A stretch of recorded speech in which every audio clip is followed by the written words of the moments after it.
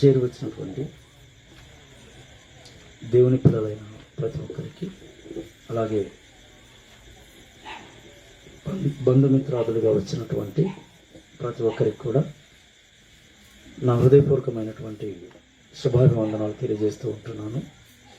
ప్రభునందు ప్రేమణ దేవుని వాళ్ళారా, మరి సమయంలో మరి సహోదరుడు బాలరాజును, అలాగే సహోదరిమణి సుబ్బమ్మను దేవుడు ప్రేమించి వారిని జ్ఞాపకం చేసుకుని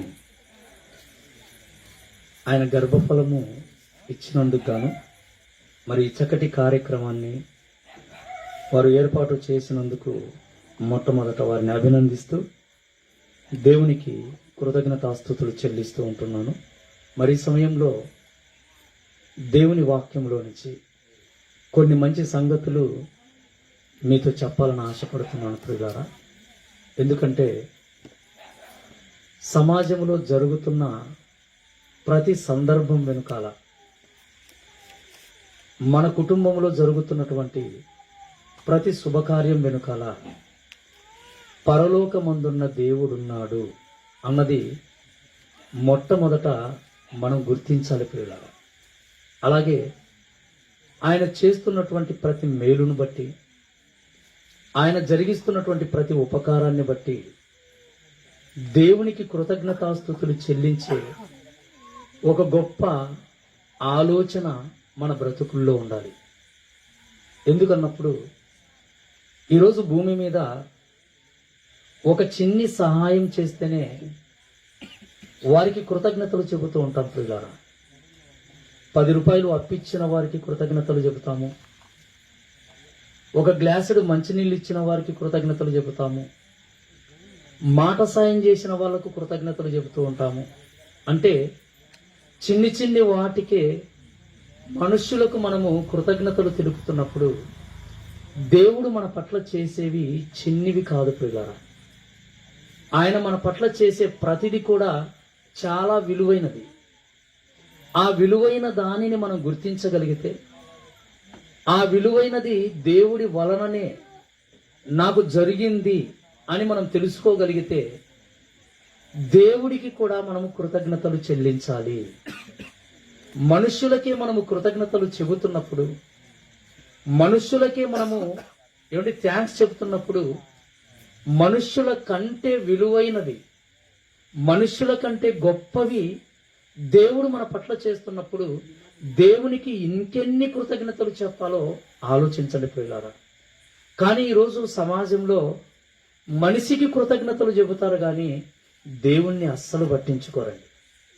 దేవుడి గురించి అస్సలు ఆలోచించరు. దేవుడు మనకు ఎన్ని చేశాడో మనిషి మర్చిపోయిన వాడిగానే కనబడుతూ ఉంటాడు. అందుకే ఈ రాత్రికాల సమయంలో ఒక మంచి సంగతిని మీకు చెప్పాలని ఆశపడుతూ ఉంటున్నాం. అదేంటన్నప్పుడు, చెట్టు ఫలము నీకు, గర్భఫలము ఎవరికి? చెట్టు ఫలము నీకు, గర్భఫలము ఎవరికి? ప్రేమన దేవుని వాళ్ళారా, మన కళ్ళ ముందు ఉన్నటువంటి ఈ ప్రకృతిని అంతటిని ఒకసారి మనం గమనించగలిగితే, ఈ భూమి కానివ్వండి, భూమి మీద ఉన్నటువంటి సమస్తం కానివ్వండి, అవన్నీ ఎలా వచ్చాయి అన్నప్పుడు దేవుడు తన ఆలోచనలతో, తన కష్టముతో మన కోసం కలిగించినవి ప్రేమన దేవుడి పిల్లలారా. ఇవన్నీ కూడాను దేవుడు లేకుండా, దేవుడు సృజించకుండా ఈ ప్రకృతిలోనికి ఒక్కటి కూడా రాదు. అంటే ఈరోజు ప్రకృతిలో మన కళ్ళ ముందు కనబడుతున్నదంతా దేవుడి దయ వలన కలుగజేయబడింది. అది ఎవరి కోసం అన్నప్పుడు మన నిమిత్తమే కలుగజేయబడింది.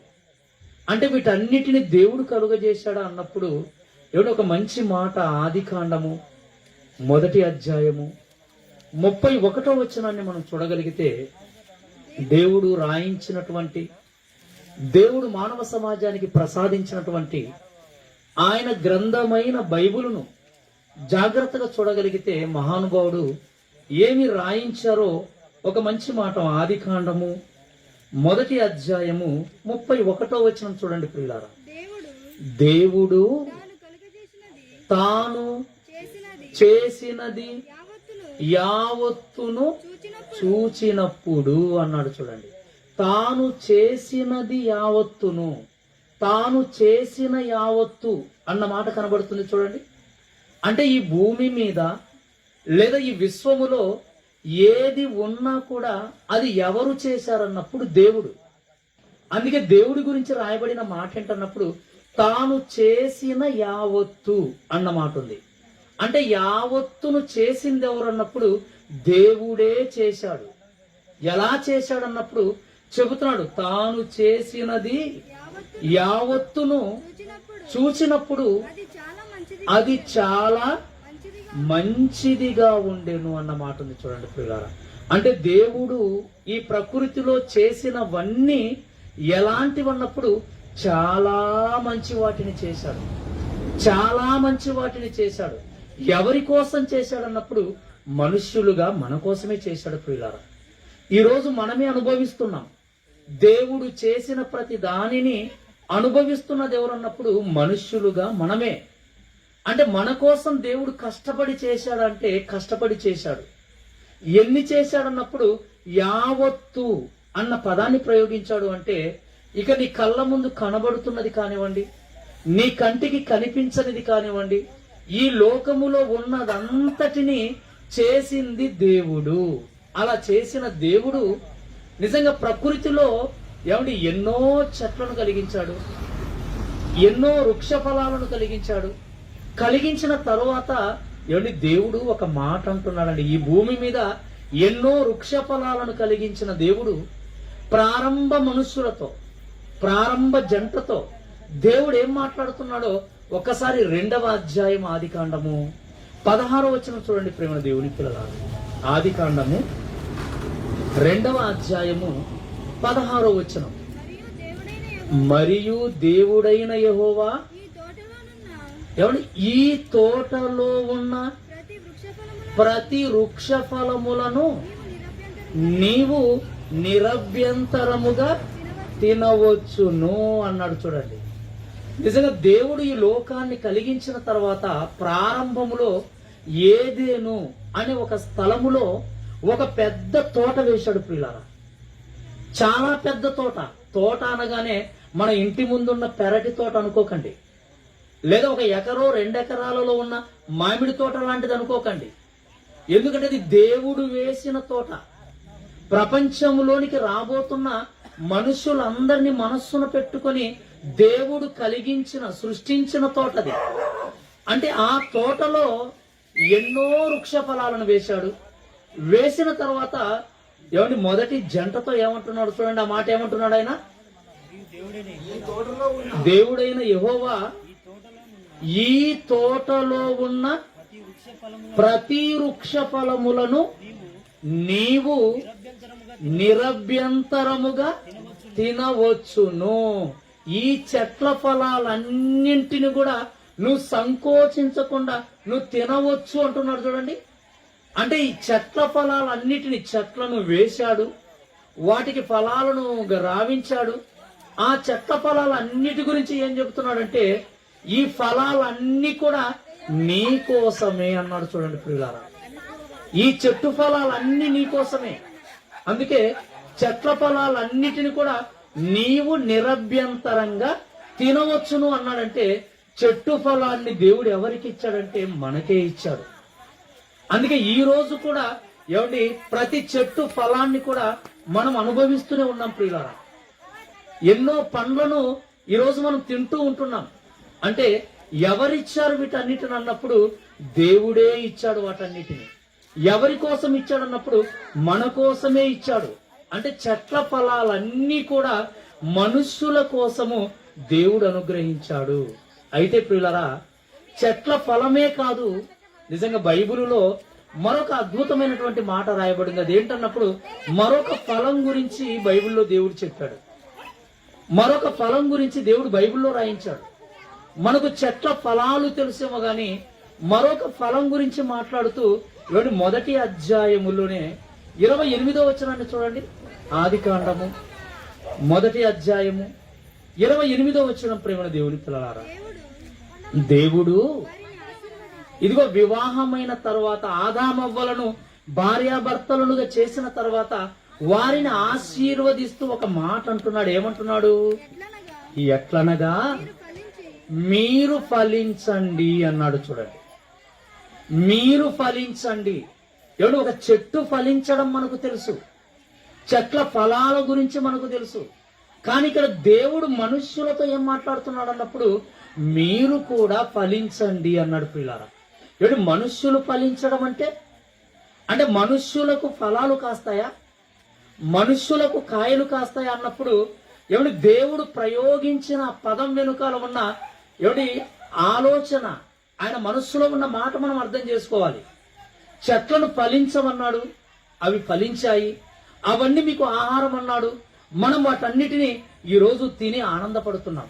ఇప్పుడు మనుష్యులతో కూడా ఏమన్నాడు? ఆదామవ్వలతో ఒక మాట అంటున్నాడు, మీరు ఫలించండి అన్నాడు. ఏమండి, మనుష్యులు ఏం ఫలించాలి, మనుషులు ఏ ఫలాలు ఫలిస్తారు అన్నప్పుడు ఏమన్నా ఫలమేంటో ఏమండి మరలా ఒక్కసారి కీర్తనల గ్రంథం 127వ అధ్యాయం 3వ వచనం, ప్రేమ దేవుని పిల్లలారా, ఆ ఫలమేంటో చెబుతున్నాడు. మనుష్యులుగా మనం ఫలించవలసిందేంటో, మనకు పండే ఆ పంట ఏంటో చెబుతున్నాడు. చూడండి, 127వ కీర్తన 3వ వచనం, కుమారులు యెహోవా అనుగ్రహించు స్వాస్థ్యము గర్భఫలము అన్నాడు. చూడండి ప్రేమ దేవుని పిల్లలారా, గర్భఫలం, గర్భఫలం అంటే గర్భం అన్నది కూడా ఒక ఫలం. చెట్టుకే ఫలాలు కాస్తున్నాయి అనుకున్నాం, కానీ ఆదామవ్వలతో దేవుడేమన్నాడు? మీరు ఫలించండి అన్నాడు. అంటే ఒక భార్య భర్త ఎలా ఫలించాలన్నప్పుడు ఎవడి వారు గర్భ ఫలాలను అందుకోబోతున్నారు. ఇంతకీ ఎవరిస్తారా గర్భఫలాన్ని అన్నప్పుడు ఎవరి మరలా రాయబడిన మాట ఏంటో తెలుసా? గర్భఫలము దేవుడిచ్చు బహుమానమే అన్నాడండి. మీరు ఫలించండి అన్నాడు కనుక ఏమండి మనుష్యులుగా తమకు తాము ఫలించడం అంటూ ఉండదు ప్రేమ దేవుని పిల్లలారా. ఎందుకంటే ఆ గర్భఫలాన్ని మరలా ఎవరివ్వాలి అంటే దేవుడు ఇవ్వాలి. దేవుడు జ్ఞాపకం చేసుకోవాలి జంటను, భార్యాభర్తలను దేవుడు జ్ఞాపకం చేసుకొని ఆయన ఇవ్వాలి గర్భఫలాన్ని. అంటే ఒకరి గర్భము పండాలి అంటే, వారి గర్భము పండి పిల్లలు పుట్టాలి అంటే ఎవరివ్వాలి గర్భఫలాన్ని అన్నప్పుడు ఏమండి బైబిలులో దేవుడు రాయించిన మాట నేనే ఇవ్వాలి అంటున్నాడు. నిజమా అంటే నిజం ప్రియులారా. అది నిజమా అని ఒకవేళ మీకు అనుమానం ఉంటే ఏమంటే ఒక మంచి మాట చెబుతాను మీకు. పెళ్ళైన తర్వాత చాలా మంది ఏమనుకుంటారంటే ఏమండి పెళ్ళయింది గనుక, వాళ్ళు సంసారం చేస్తున్నారు గనుక ఇక పిల్లలు పుడతారు అనుకుంటుంటారండి. అది వాస్తవం కాదు. పెళ్ళైనంత మాత్రాన, భార్యాభర్తలుగా వారు ఒక చోట ఉన్నంత మాత్రాన వారికి ఇక పిల్లలు పుడతారు అనుకుంటే పొరపాటు. ఎందుకంటే ఏమంటే వివాహమైన తరువాత ఎన్నో జంటలకు పిల్లలు లేని పరిస్థితి మనకు తెలియదా చెప్పండి?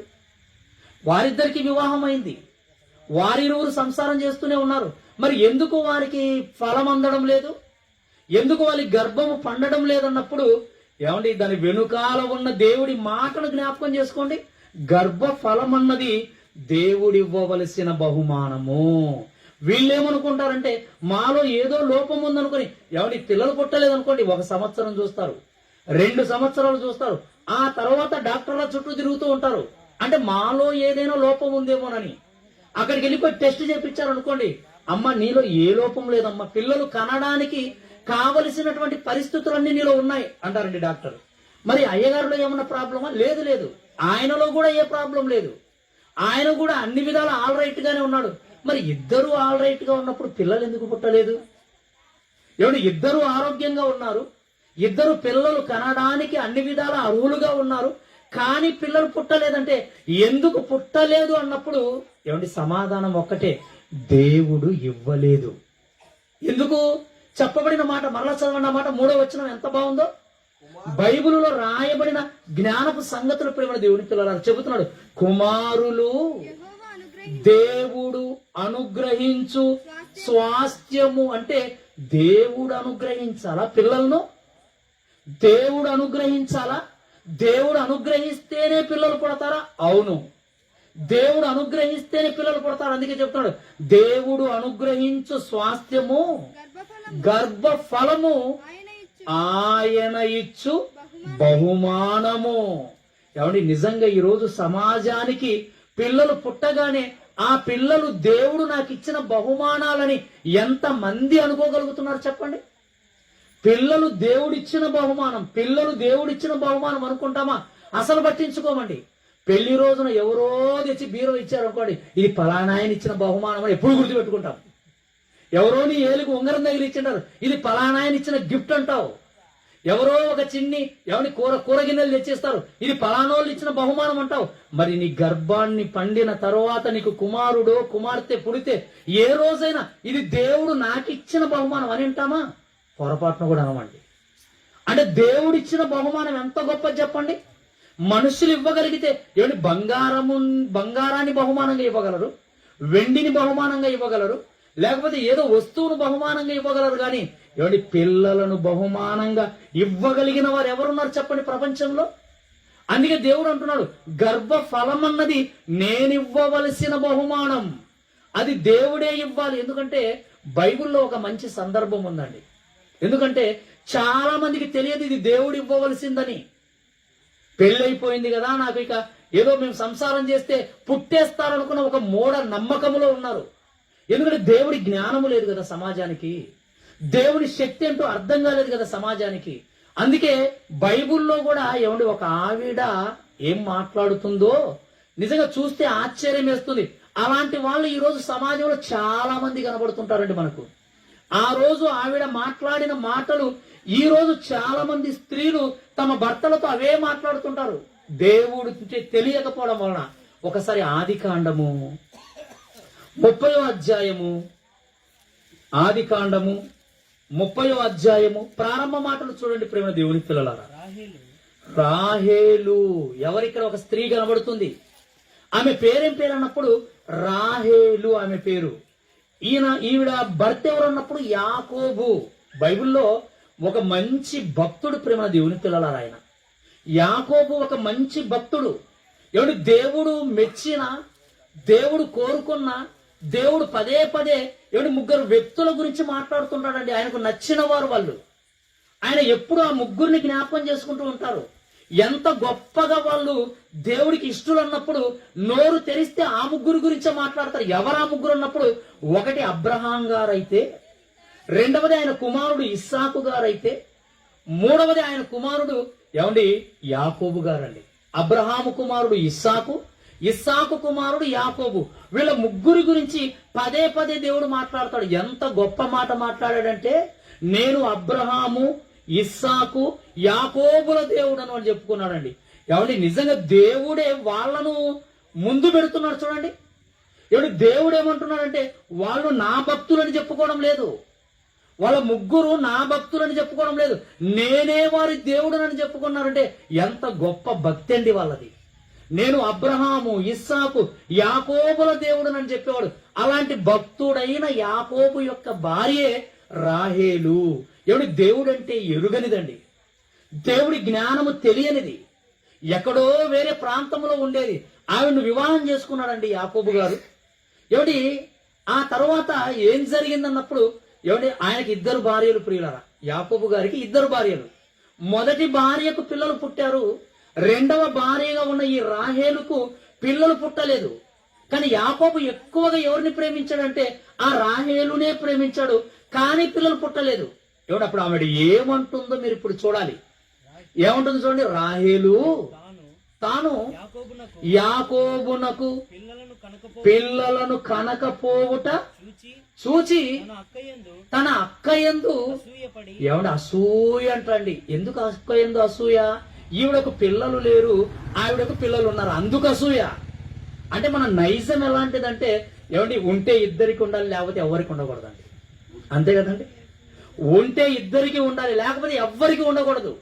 నాకు పిల్లలు లేకపోవడం ఏంటి, మా అక్కకు పిల్లలు పుట్టడం ఏంటని అక్క మీద అసూయ పెంచుకున్నది. అక్క మీద బాధపడుతుంది, ఆవిడకి పిల్లలు ఉన్నారని అసూయ. నాకు లేరని బాధ. ఆవిడకు లేకపోతే ఆనందంగానే ఉండేదండి. ఆవిడకి పుట్టకపోతే పట్టించుకునేది కాదు, ఇద్దరికి లేరు కదా అని. ఆవిడకి పిల్లలు పుట్టారు, ఈవిడకి పిల్లలు పుట్టకపోయేసరికి అక్క యందు అసూయ పెట్టుకొని ఆ కోపాన్ని ఎవరి మీద చూపుతుందో చూడండి. యాకోబు వచ్చాడండి, భర్తతో మాట్లాడుతుంది ఇప్పుడు. యాకోబుతో నాకు గర్భఫలాన్ని ఇమ్ము. ఏమడుగుతుందండి? ఏమడుగుతుంది ఆలోచించండి. నాకు గర్భఫలాన్నిమ్ము, నాకు గర్భఫలాన్నిమ్ము. ఏమిటి గర్భఫలం అన్నది? అంగట్లో దొరికే సరుకా చెప్పండి? అంగట్లో దొరికే సరుకా అది? ఏ కంపెనీ అయినా తయారు చేసి అమ్మే సరుకా అది? ఏమిటి గర్భఫలం అన్నది ఎక్కడా మనకు దొరకదు. ఏ అంగట్లో దొరకదు, ఏ కంపెనీ తయారు చేయదు, ఏ కర్మాగారాల్లో ఏమిటి పిల్లలను రూపించడం అంటూ ఉండదు. కానీ ఆ రోజు రాహేలు అడుగుతుంది తన భర్తతో, నాకు గర్భఫలం ఇమ్మంటే ఏమన్నది? చెట్టు ఫలం కాదు కదా, అడిగితే కోసుకొచ్చి నీ ఒళ్ళో పోయడానికి. చెట్టు ఫలం అదేమైనా? ఎంత ఎత్తు చెట్టైనా, ఏ దేశంలో ఉన్న చెట్టైనా వెళ్ళిపోయి తీసుకొచ్చి నీకు ఇవ్వడానికి అది చెట్టు ఫలము కాదు. రాహేలుకు అర్థం కాలేదు. నాకు గర్భఫలం ఇమ్ము, నాకు గర్భఫలం ఇమ్ము అంటుంది. అంటే నీకు గర్భఫలము ఎవరిస్తారనుకుంటుంది? భర్త ఇచ్చేదనుకున్నదండి అమాయకురాలు. ఈ రోజు చాలా మంది అమాయకురాలు ఉంటారు. భర్త ఇచ్చేదనుకుంటుంటారు. భర్త ఇచ్చేది ఏంటి? భర్త ఇచ్చేదైతే గొడ్రాండ్రు ఎందుకుంటారు ఈ ప్రపంచంలో? భర్త ఇచ్చేదైతే పిల్లలు లేకుండా ఏ చెంత కనబడుతుంది ఈ ప్రపంచంలో? అందరి ఇళ్లలో పిల్లలు కలకలలాడుతూ ఉంటారండి, కిలకిల నవ్వుతూ ఉంటారు. మరి ఎందుకు పిల్లలు లేరన్నప్పుడు అది వారికి వారు తెచ్చుకునేది కాదు, భర్త భార్యకి ఇచ్చేది కాదది. అది ఇవ్వవలసింది దేవుడు. అది తెలియక రాహేలు అడుగుతుంది, నాకు గర్భఫలము నిమ్ము, లేని ఎడ ఇవ్వకపోయావో నేను ఆత్మహత్య చేసుకుంటానంటుందండి. ఏడి భర్త అట ఇప్పుడు ఆవిడకు గర్భఫలాన్ని ఇవ్వాలట. ఇవ్వకపోతే ఏం చేసుకుంటుందట? నేను చచ్చేదను అంటే దాని అర్థం ఏంటి? నేను ఆత్మహత్య చేసుకుంటాను అంటే పిల్లలు పుట్టనంత మాత్రాన ఆత్మహత్య చేసుకుంటావా? అసలు నిన్నెందుకు దేవుడు పుట్టించాడో ఏ రోజైనా ఆలోచించావా? నిన్నెందుకు నీ తల్లిదండ్రులకు కుమార్తెగా ఇచ్చాడో, నిన్నెందుకు నీ తల్లిదండ్రులకు కుమారుడిగా ఇచ్చాడో, నిన్నెందుకు భూమి మీద పుట్టించాడో ఏ రోజైనా దేవుడి గురించి ఆలోచించావా? అది ఆలోచించరు. నాకు పిల్లలు లేరు కాబట్టి నేను చచ్చిపోతాను. పిల్లలు లేకపోతే చచ్చిపోతావా? అంటే నువ్వు భూమి మీదకి వచ్చినందుకు, నీకు పిల్లలు పుట్టనందుకు నువ్వు చనిపోతాను అనుకుంటున్నావు అంటే అసలు దేవుడు నీకెందుకు జన్మిచ్చాడో, దేవుడు ఎందుకు నీకు ఆయుష్నిచ్చాడో, దేవుడు ఎందుకు నిన్ను భూమి మీద బ్రతికిస్తున్నాడో నువ్వు అర్థం చేసుకోలేకపోతున్నావు. నీకు దేవుని జ్ఞానము లేదు నీకు. అలా లేని వాళ్ళేనండి ఎంతో మంది ఆత్మహత్యలు చేసుకున్న వారు ఉన్నారు. పిల్లలు లేరని ఆత్మహత్యలు పేపర్లో పడుతుంటుంది. ఎవరి కిరోసిన్ పోసుకొని చనిపోయింది. ఎందుకమ్మంటే పిల్లలు పుట్టలేదన్న బాధతో ఆత్మహత్య చేసుకున్నదట. పిల్లలు పుట్టకపోతే ఆత్మహత్య చేసుకుంటావా? అసలు నిన్నెందుకు పుట్టించాడో నువ్వు తెలుసుకోవా? కనుక ఇక్కడ దేవుడు ఏమండి నిజంగా అర్థం కాకపోవడం వల్ల రాహేలు అంటుంది, నాకు గర్భఫలాన్నిమ్ము. మొట్టమొదటి మాటే తప్పుడు మాట. భర్తను అడుగుతుంది, నాకు గర్భఫలాన్నిమ్ము. ఏమిటి? భర్త ఇచ్చేది కాదండి. ఒకవేళ భర్త ఇచ్చేదే అయితే ప్రతి భార్య కడుపు పండుతుంది పిల్లారా. భర్త ఇచ్చేది అయితే ప్రతి భార్య కడుపు పండుతుంది. ఎవరుంటారు గొడ్రాండ్రు ఈ భూమి మీద చెప్పండి? కనుక భర్త ఇచ్చేది కాదు, తెలియక అంటుంది, నాకు గర్భఫలము నిమ్ము, లేని ఎడలా నేను చచ్చేదను, నేను ఆత్మహత్య చేసుకుంటాను, నేను చచ్చిపోతానంటే ఏదో భయపడి ఇస్తాడని. ఏమంటే స్త్రీలలో ఉండే ఒక మంచి లాజిక్ ఏంటో చెప్పమంటారా? ఏమండి అడిగింది జరిగింది అనుకోండి వెంటనే ఏమంటారు, నేను చచ్చిపోతానంటారండి. అమ్మో ఇది చచ్చిపోతుందేమో చేయాలని. అంటే మంచి టెక్నిక్ అనుకున్నారు. ప్రతి చిన్నదానికి ఏమంటారు తెలుసా? నేను చచ్చిపోతాను, నేను చచ్చిపోతాను. ప్రేమ దేవుని పిల్లల ఆ రోజు రాహేలు కూడా ఏముంటుంది, నువ్వు గర్భఫలాన్ని నిమ్ము, లేని ఎడల నేను చచ్చిపోతాను అనగానే ఏదో ఇస్తాడనుకున్నది. కానీ ఏమిటి? యాకోబు భక్తుడు కదా, భక్తుడికి తెలుసు గర్భఫలం అన్నది అది దేవుడివ్వవలసిన బహుమానమని, గర్భఫలం అన్నది ఒక భర్తగా నేనిచ్చేది కాదు అని తెలిసి ఆయన ఏమంటున్నాడు చూడండి. వెంటనే భార్యతో ఏం మాట్లాడుతున్నాడు? యాకోబు కోపము రాహేలు మీద రగిలిపోయిందటండి. ఎందుకంటే దేవుని జ్ఞానము తెలుసు గనుక, తప్పుడు మాట మాట్లాడుతుంది గనుక, పైగా నేను చచ్చిపోతానని అంటుంది గనుక ఒక్కసారి కోపం వచ్చిందండి యాకోబు గారికి. కోపము రగిలిపోయి ఏమంటున్నాడు? అతడు నేను నీకు గర్భఫలమును ఇయ్యకపోయినా దేవునికి ప్రతిగా ఉన్నానా. అబ్బా, యాకోబు గారు ఎంత మంచి మాట చెప్పారండి. నేను గర్భఫలము ఇవ్వకపోయిన దేవుడు. నీకు గర్భఫలాన్ని ఇవ్వకుండా ఆపింది ఎవరో తెలుసా? దేవుడు. ఆయన ఇవ్వలేదు నీకు. నేనేమన్నా దేవునికి ప్రతిగా ఉన్నానా? నన్ను అడుగుతున్నావు గర్భఫలాన్ని ఇవ్వమని? నా చేతిలో ఏముంది? నేనేం చేయగలను? దేవుడమ్మా ఇవ్వవలసింది, దేవుడమ్మా నిన్ను జ్ఞాపకం చేసుకోవలసింది. ఆయన జ్ఞాపకము చేసుకొని నీ గర్భాన్ని పండించాలి. ఆయన జ్ఞాపకం చేసుకొని నీకు గర్భఫలాన్ని బహుమానంగా ప్రసాదించాలి. అప్పుడు నీ కడుపు పండుతుంది. ఆయన జ్ఞాపకము చేసుకొనకపోతే నీకు గర్భఫలాన్ని ఎవరిస్తారు అంటున్నాడు ఆయన. దేవునికి ప్రతిగా నేను ఉన్నానని ఎవడి గట్టిగా మాట్లాడేసరికి రాహేలుకు బుద్ధి వచ్చిందండి. అప్పుడు ఒక సంగతి అర్థం చేసుకున్నది. అంటే ఇన్ని రోజులు నేను ఏమనుకున్నానంటే నా భర్తే నాకు గర్భఫలాన్ని ఇస్తాడనుకున్నాను, నా భర్త చేతిలోనే ఉందనుకున్నాను, నా భర్తే నాకు కడుపు పండిస్తాడనుకున్నాను. అంటే నా భర్త కంటే ప్రాముఖ్యము దేవుడు అన్నమాట. ఒక భర్తగా ఆయన ధర్మాన్ని ఆయన నిర్వర్తిస్తాడే తప్ప గర్భఫలాన్ని బహుమానంగా ఇవ్వవలసింది, నీ కడుపులో వెయ్యవలసింది ఎవరన్నప్పుడు దేవుడు జ్ఞాపకం చేసుకోవాలి ప్రతి స్త్రీని. ఆయన జ్ఞాపకం చేసుకుని నీ కడుపును పండించాలి తప్ప భర్తల్లో ఏమీ లేదు. ప్రేమ దేవుని పిల్లలారా, ఎప్పుడైతే ఈ మాట యాకోబు గారు అన్నారో ఎవడి రాహేలు యొక్క మైండ్ బల్బు వెలిగిందండి. బల్బు వెలిగిపోయింది ఆవిడకు. అంటే నా భర్తను కాదన్నమాట నేను అడగవలసింది, అంటే నేను అడగవలసింది దేవుణ్ణి అన్నమాట అని వెంటనే 22వ వచనంలో చూడండి ఏం జరుగుతుందో. 22వ వచనంలో అదే ఆదికాండం 30వ అధ్యాయం 22వ వచనం. దేవుడు రాహేలును జ్ఞాపకము చేసుకొని ఆమె మనవి వినెను అని మాట రాయబడింది చూడండి. ఆమె మనవి వినెను. మనవి అంటే ప్రార్థన. మనవి అంటే దేవుణ్ణి అడగడం ప్రారంభించింది. ఇక భర్తను పక్కన పెట్టింది. నిన్ను అడిగితే నువ్వు ఇవ్వలేవని నాకు తెలిసిపోయింది. ఇప్పుడు నేను అడగవలసింది దేవుణ్ణి నాకు అర్థమైందని ఎవడిక దేవుడి ముందు మోకరించిందండి. ఇక దేవుణ్ణి అడగడం ప్రారంభించింది.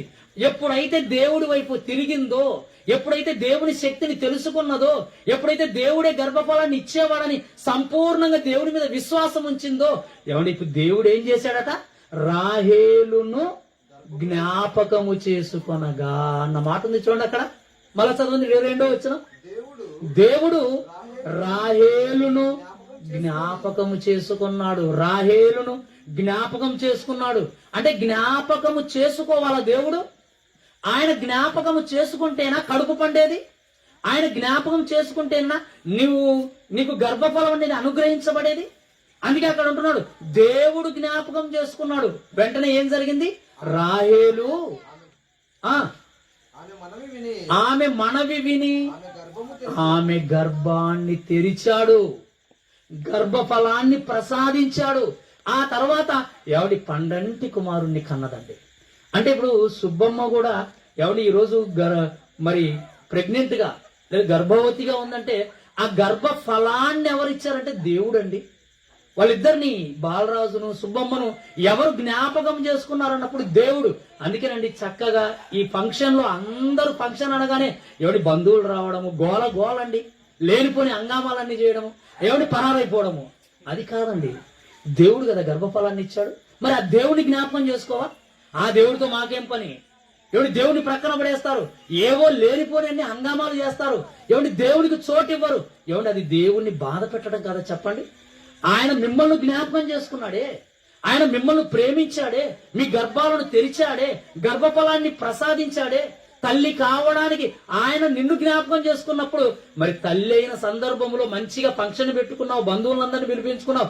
అసలు దేవుడి మాట లేకుండా నువ్వు నీ ఫంక్షన్ జరిపించుకుంటుంటే పరలోకమందున దేవుడు ఏమనుకుంటాడు చెప్పండి? ఇప్పుడు నీకు గర్భఫలాన్ని ఇవ్వగానే ఇప్పుడు మాత్రం నన్ను మర్చిపోయావు కదా. ఇవ్వకముందు మాత్రం ఎప్పుడు దేవుడా దేవుడా దేవుడా అంటారండి. ఇచ్చారనుకోండి అస్సలు దేవుడి మాట ఉండదండి. ఇప్పుడు అందరికి బంధువులకు అందరికి శుభవార్త చెప్పడం, ఆనందంలో పరవశించడం, దేవుణ్ణి పూర్తిగా మర్చిపోవడం. ప్రేమ దేవుని పిల్లలారా, దేవుడు జ్ఞాపకం చేసుకున్నాడు కనుక మన తర్వాత జరిగే ప్రతి కార్యక్రమంలో మనము దేవుణ్ణి జ్ఞాపకం చేసుకోవాలి. ఎందుకంటే గర్భఫలాన్ని ఎలా ఇస్తున్నాడంటే బహుమానంగా అన్నాడండి. ముగించేస్తాను, ఇక ఒక మంచి మాట చెప్పి ముగిస్తాను. ఎందుకంటే బహుమానమా అది? ఏమంటే బహుమానం అని ఎందుకు అన్నాడు? గర్భఫలము బహుమానమా? గర్భఫలము బహుమానం అన్నాడు. ఏమండి బహుమానము అంటే అర్థం ఏంటో తెలుసా? బహుమానం అంటే ఏమండి మనకుగా కష్టపడి మనము సంపాదించిన ధనముతో ఒక వస్తువును కొని తీసుకొని వచ్చి మరొకరి చేతిలో పెడితే అది బహుమానం అవుతుంది. మీరు బాగా వినాలి. మా వల్ల ఎవరు మాట్లాడుతుంటారు, కాసేపు ఆగమని వాళ్ళను వినకుంటే మళ్ళీ మాట్లాడద్దని చెప్పండి. ప్రేమ దేవుని వల్లరా ఒక మంచి సందర్భాన్ని మీరు ఆలోచించాలి. ఇప్పుడు బహుమతి అనగానే ఏమండి తాను సంపాదించిన ధనముతో తాను ఒక వస్తువును కొని దాన్ని తీసుకొని వచ్చి మరొకరి చేతిలో పెడతాడు, అది బహుమతి అంటే. మరి గర్భఫలము దేవుడిచ్చిన బహుమతి ఎందుకు అవుతుంది? ఎందుకంటే ఇప్పుడు తల్లి అంటుంది, నేనే కదా 9 నెలలు మోశాను, నేనే కదా వాడి కోసం లోనున్న బిడ్డ గురించి అన్ని బాధలు పడింది నేనే కదా, ఇప్పుడు నేనే కదా కన్నాను, మరి నేనే కదా నా రక్తాన్ని పెట్టాను, నేనే కదా వాడి కోసం అన్ని ఇబ్బందులు పడ్డాను, మరి నేను 9 మాసాలు మోసి నేను నా కడుపులో పెంచి నేను కంటే ఇది దేవుడిచ్చింది ఎలా అవుతుందబ్బా? ఏమన్నా అనుమానమే కదా మనకి. ఇప్పుడు తల్లే కదా గర్భంలో మోసింది, తల్లే కదా 9 మాసాలు చక్కగా వాడిని కాపాడుకున్నది, తల్లే కదా అష్ట కష్టాలు పడి వాడిని కనింది. మరి అంత కష్టమంతా తల్లిది ఉన్నప్పుడు ఎవడి బైబిల్లో ఏం రాయబడిందంటే లేదు లేదు అది నేనిచ్చిన బహుమానం అంటున్నాడు దేవుడు. నువ్వెలా ఇచ్చావయ్యా? నువ్వేం చేశావు? నువ్వేం చేశావు? నువ్వు ఇచ్చిన బహుమానం అంటున్నావు, నువ్వేం చేశావని ఒక్కసారి దేవుణ్ణి అడిగితే ఏమండి దేవుడు బహుమానం అన్నాడంటే బహుమానమే అది. ఆయన ఏం చేశాడంటే ఆయన ఏం చేశాడో సమాజానికి తెలియదండి. ఆయన ఏం చేశాడో ఏ తల్లికి తెలియదు. అంటే చెబితే గాని అర్థం చేసుకోరు. ఆయన ఏం చెయ్యలేదు అనుకుంటున్నావు? నేనే కష్టపడ్డాను, నేనే మోసాను, నేనే వీని కోసం బాధపడ్డాను, నేనే కన్నాను అనుకుంటున్నావు కదా. ప్రేమ దేవుని వారలారా ఆయన కష్టమేంటో సమాజానికి తెలియలేదు. తల్లి కష్టం అర్థం చేసుకున్నావే గాని దేవుడి కష్టాన్ని అర్థం చేసుకోలేకపోయావు. ఇంతకీ బహుమానమని దేవుడు ఎందుకన్నాడంటే ఏమండి తల్లి గర్భములోనికి ఏమండి ఆ గర్భఫలాన్ని పంపింది ఎవరన్నప్పుడు ఒకటి దేవుడేనండి. ఆయనే కదా జ్ఞాపకం చేసుకున్నాడు, ఆయనే కదా గర్భఫలాన్ని ఇచ్చాడు. నెంబర్ 1 ఇచ్చింది ఆయనే, ఒకటి ఇచ్చింది ఆయనే. ఆ తర్వాత కడుపులో పడింది మొదలుకొని ఎవడిక కడుపులో 9 నెలలు ఉంటాడండి బిడ్డ, అది ఆడబిడ్డ అయినా మగబిడ్డ అయినా. ఈ 9 నెలలలో ఎవడి తల్లి ఏ కష్టం పడిందంటే ఎవడి తల్లి పడిన కష్టాలన్నీ చిన్నవండి. అవి తల్లి పడిన కష్టం చిన్నది బిడ్డ కోసం, తల్లి పడిన కష్టం చాలా చిన్నది. దేవుడు పడిన కష్టం, దేవుడి యొక్క ఎవడి ఆయన కష్టం ఎంతో గొప్పదన్నప్పుడు ఒక్కసారి 139వ కీర్తన దేవుడి కష్టం తెలియాలి ప్రతి తల్లికి. ఆ దేవుడు ఆ బిడ్డ గురించి ఎంత కష్టం తీసుకున్నాడో నీకు అర్థమైతే రేపు భవిష్యత్తులో నీ గర్భాన్న పుట్టిన పిల్లలకు నువ్వు దేవుడి గురించి చెబుతావు, నువ్వు దేవుడిలో పెంచుతావు, దేవుడు ఉన్నాడని చెబుతావు, దేవుడి కోసం బ్రతకాలని నేర్పుతావు. లేకపోతే నువ్వు దేవుడి కోసం బ్రతకవు, నీ పిల్లలను దేవుడి కోసం పెంచవు, చివరికి ఏమైనా అంతా కలిసి కట్టగట్టుకుని నరకానికి వెళ్ళిపోతారండి. అందుకే దేవుడు తన కష్టం ఏంటో రాయించాడు. 139వ కీర్తన 13వ వచనం. ఏమండి ఇప్పుడు చెబుతున్నాడు చూడండి, ఒక భక్తుడు చెబుతున్నాడు, నా అంతరింద్రియములను నీవే కలుగజేసితివి అంటున్నాడు. నీవే అంటే ఎవరు? తల్లి గురించి మాట్లాడుతున్నారు అనుకుంటున్నారేమో, కాదు. తల్లితో చెబుతున్న మాట కాదు. నా అంతరింద్రియములను అంటే ఈ దేహములో ఉన్న అవయవాలు, బయటికి కనబడే అవయవాలు ఉన్నాయి, ఏమంటే లోన విలువైన అవయవాలు ఉన్నాయి. విలువైన అవయవాలన్నీ ఎక్కడున్నాయంటే దేహము లోపల, గుండె లోపలుంది, ఊపిరితిత్తులు లోపలున్నాయి, కిడ్నీలు ఏమంటే లోపలున్నాయి. ప్రతిదీ మీరు ఆలోచించండి, అవన్నీ ఎక్కడున్నాయి అన్నప్పుడు లోన ఉన్నాయి, విలువైనవి. ఇప్పుడు అంటున్నాడు భక్తుడు, నా అంతరింద్రియములను నీవే కలుగజేసితివి అన్నాడు. ఎవరబ్బా కలుగజేశారు? చేతుల్ని ఎవరు కలుగజేశారు? ముక్కును ఎవరు కలుగజేశారు? కళ్ళని ఎవరు కలుగజేశారు? లోనున్న అవయవాలన్నిటినీ ఎవరు కలుగజేశారు అని ఇప్పుడు అడగండి ఒక్కసారి. పిల్లలు ఏ ఒక్కరైనా మీ తల్లిని అడగండి, నువ్వేనమ్మా నాకు ఈ ముక్కు చేసిందని? అమ్మకేం తెలుసు? నువ్వేనమ్మా నాకు చేతులు చేసిందని? నువ్వేనా నాకు కాళ్ళు చేసిందని? నువ్వేనా నాకు ఈ చక్కటి రూపాన్ని ఇచ్చిందని? ఎవడి తల్లి చేసిందా చెప్పండి ప్రేమ దేవుని పిల్లలారా. తల్లి ఏం చేసింది? 9 మాసాలు మోసింది, కానీ లోన బిడ్డకు ఇంత చక్కటి ఆకారం ఎలా వచ్చింది? ముద్దు ముద్దు ఆకారం, ముద్దు ముద్దు అవయవాలతో ఏడు భూమి మీదకి వచ్చినప్పుడు వాడిని చూసి మురిసిపోతున్నావే. ఎవరిచ్చారమ్మా అవయవాలన్నీ? ఎవరిచ్చారా ముక్కు? ఎవరిచ్చారా కళ్ళు? ఎవరిచ్చారా జుత్తు? ఎవరిచ్చారా చక్కటి రూపం? నువ్వేమైనా ఇచ్చావా? అడుగుదామా తల్లిని ఇప్పుడు? నువ్వేమైనా చేశావా? కడుపులో ఉన్న బిడ్డకు నువ్వేం చేశావు? ఏమీ చేయలేదు. నువ్వు ఏమీ చేయలేదు. మరి ఎవరు చేశారు? అది చెబుతున్నాడండి భక్తుడు. ఇప్పుడు చదవండి ఎంత బాగుంటుందో. నా అంతరింద్రియములను నీవే కలుగజేసితివి, నా తల్లి గర్భమందు నన్ను నిర్మించిన వాడవు నీవే. దేవా తండ్రి, నువ్వేనయ్యా నాకు ఈ రూపాన్ని ఇచ్చావు. నా తల్లి గర్భములో రూపం అంటే ఇప్పుడు సుబ్బమ్మ గర్భములో ఒక రూపం ఏర్పడుతుంది. ఎవరు ఇవ్వబోతున్నారు? సుబ్బమ్మ కాదు. ఆవిడ ఎప్పుడు ఆలోచించదు లోన బిడ్డకు చేతులు చేయాలి, కాళ్ళు చేయాలి, ముక్కు చేయాలని. పొరపాటున నిద్రలో కూడా ఆలోచించదు. మరి ఎవరు చేస్తున్నారు లోన? ఇప్పుడు తల్లిగా ఆవిడకు తెలాలి, రేపు పుట్టబోయేవాడికి ఆవిడ చెప్పాలి. ఎందుకంటే అలా చెబితే ఈ సమాజం బాగుపడుతుందండి. ఈ రోజు పిల్లలకు దేవుడు అంటే భయం ఉందా? పెద్దలకు భయం ఉందా? తరతరాలుగా ఎవడి దేవుణ్ణి విడిచిపెట్టి బ్రతుకుతున్న సమాజం, దేవుని ఉగ్రతకు లోనవుతున్న సమాజం ఇది. ఎందుకండి ప్రపంచం మీదకి కరోనా వచ్చింది? దేవుని ఉగ్రత. ఎందుకంటే తండ్రులకు దేవుడు అంటే భయం లేదు, పిల్లలకు అంతకంటే భయం లేదు. భయము లేని సమాజాన్ని దేవుడు దండించడం ఇది. అంటే చెప్పాలి పిల్లలకు. ఎవరు చెప్పాలి? తల్లి చెప్పాలి. ఎలా చెప్పగలుగుతుంది? తనకు తెలిస్తే దేవుడే కష్టపడ్డాడని, దేవుడే నిర్మించాడని, దేవుడే ఆకారం ఇచ్చాడని, దేవుడే వాడిని పుట్టించాడని తెలిస్తే చెప్పుకుంటుందండి. అందుకే అంటున్నాడు, నా తల్లి గర్భమందు నన్ను నిర్మించిన వాడవు నీవే. నన్ను నిర్మించింది నీవే అంటే తల్లి గడుపుల్లో ఎవడు ఒక ఆకారాన్ని ఎవరయ్యా చేశారంటే దేవుడు అంటున్నాడు, నేను చేశానయ్యా నీకు. నేనిచ్చాను రూపాన్ని, నేనే నీకు చక్కటి రూపాన్ని ఇచ్చాను, నేనే నిన్ను కడుపులో చక్కగా ఆయుష్తో నిలబెట్టాను, నేనే నిన్ను భూమి మీదికి రప్పించాను. అంటే దేవుడా దీనంతటి వెనుకాలున్నది? అవును దేవుడు. ఏమండి ఆ దేవుడు లోన చక్కగా ఒక ఆకారాన్ని చేసి నీ ఒడిలోనికి తెచ్చాడంటే మరి దేవుడిచ్చిన బహుమానం కాక నీవు ఏం చేసావు చెప్పు. ఇప్పుడు ఒక ఫ్యాక్టరీలో ఏ విధంగా అయితే ఒక వస్తువును తయారు చేస్తారో, తల్లి కడుపు అనే ఒక కర్మాగారంలో ఎవడు ఈ చక్కటి రూపాన్ని చేసింది ఎవరో తెలుసా? ఆయనే చేశాడు. ఆయన చేశాడు, భూమి మీదకు ఉద్భవింపజేశాడు, నీ ఒడిలో పెట్టాడు. అంటే ఇప్పుడు అందుకు దేవుడు అన్నాడు, నేనిచ్చిన బహుమానం అది. నువ్వేం చేసావు చెప్పు నీ బిడ్డ కోసం? ఏమీ చేయలేదు. నేనే కష్టపడ్డాను, నేనే రూపాన్ని ఇచ్చాను, నేనే భూమి మీదకి రప్పించాను, నీ ఒడిలో పెట్టాను. అంటే గర్భఫలము దేవుడిచ్చిన బహుమానం. ఇప్పుడు ఈ బహుమానం గురించి ఒక మాట చెప్పాడండి, చివరి మాట. ఏం చెప్పాడు తెలుసా? చెట్టు ఫలాలన్నీ నిన్ను తినేయమన్నాడు. కానీ గర్భఫలం గురించి ఏం చెప్పాడు తెలుసా? నీ గర్భాన పుట్టిన పిల్లల గురించి నీ కోసం వాడుకోవడమో, నీ కోసం పెంచుకోవడమో, నీ ఇష్టానికి పెంచుకొని ఎవడి దేవుడికి కాకుండా పోయి ఎవడిని మరణించి నాశనానికి వెళ్ళిపోవడానికి కాదు. మనము కన్న పిల్లల గురించి ఒక మాట అన్నాడండి. ఒక మాట, చివరి మాట. యెహెజ్కేలు గ్రంథం 16వ అధ్యాయం 20వ వచనం. యెహెజ్కేలు గ్రంథము 16వ అధ్యాయము 20వ వచనాన్ని చూడండి. ఒక అద్భుతమైన మాట దేవుడు రాయించాడు. ఒక అద్భుతమైన మాట, తల్లిదండ్రులకు తెలియని మాట. ఏమంటున్నాడు? మరియు నీవు నాకు కనిన కుమార్తెలను అన్నాడు. చూడండి అక్కడ నీవు స్త్రీతో చెబుతున్నాడు, ఒక తల్లితో చెబుతున్నాడు. అమ్మా నీవు కన్నావే బిడ్డను, నేను ఇచ్చానే నీకు బహుమానంగా. ఆ బిడ్డ ఎవరి కోసం? నీ కోసం కాదు తల్లి, మీ కుటుంబం కోసమో, నీ వంశం కోసమో, నీ పరువు ప్రతిష్టల కోసమో కాదు.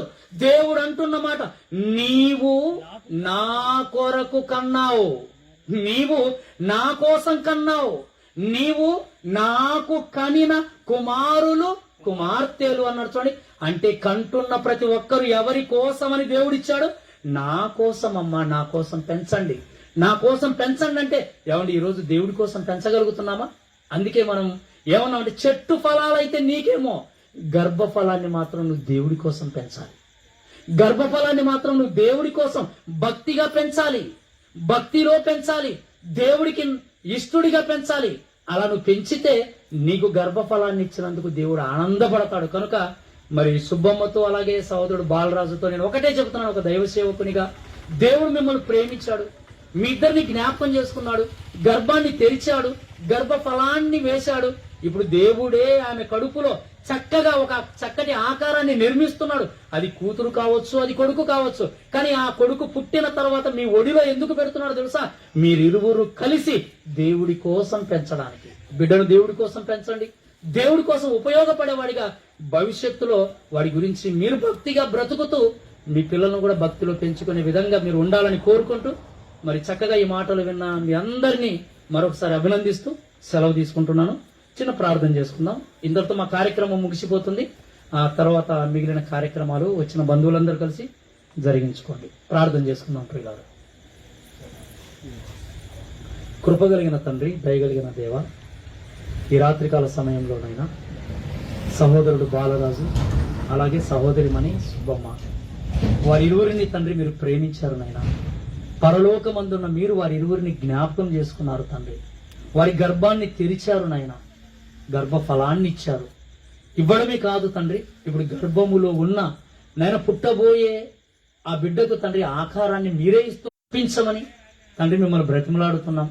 అలాగే పుట్టబోతున్న బిడ్డ విషయంలో తండ్రి తల్లిదండ్రులు ఇరువురు ఇప్పటి నుంచే జాగ్రత్తగా తీసుకొని వారు భక్తిగా బ్రతుకుతూ తండ్రి పుట్టబోయే పిల్లలను కూడా తమ కోసం కాకుండా నాయన నీ కోసం పెంచగలటు కృప దయచేయమని ఈ చక్కటి కార్యక్రమాన్ని ఏర్పాటు చేసినటువంటి పెద్దలు జార్జయ్య మరియమ్మ వారి కుటుంబాన్ని అంతటినీ దీవించి ఆశీర్వదించమని, బంధుమిత్రులందరినీ దీవించండి. దూర ప్రాంతం నుంచి వచ్చారు నాయన, కార్యక్రమాన్ని ముగించుకొని మరల వారు తిరుగు ప్రయాణంలో క్షేమంగా వాళ్ళ గ్రామం చేరులాగా కృప దయచేయమని సమస్తమైన మహిమ ఘనత ప్రభావాలు మీకే ఆరోపిస్తూ క్రీస్తు నామములో ఈ ప్రార్థన అడుగుతూ మరొకసారి సుబ్బమ్మకు ఆరోగ్యాన్ని తండ్రి అనుగ్రహించి మరి ఇచ్చిన గర్భఫలం చక్కగా నాయన ఎదిగి ఫలించి మరి వారి గర్భాన్ని నాయన మరి గర్భం నుంచి ఉద్భవింపచేయమని కోరుకుంటూ క్రీస్తు నామములో ప్రార్థన అడిగి వేడుకుంటున్నాము తండ్రి.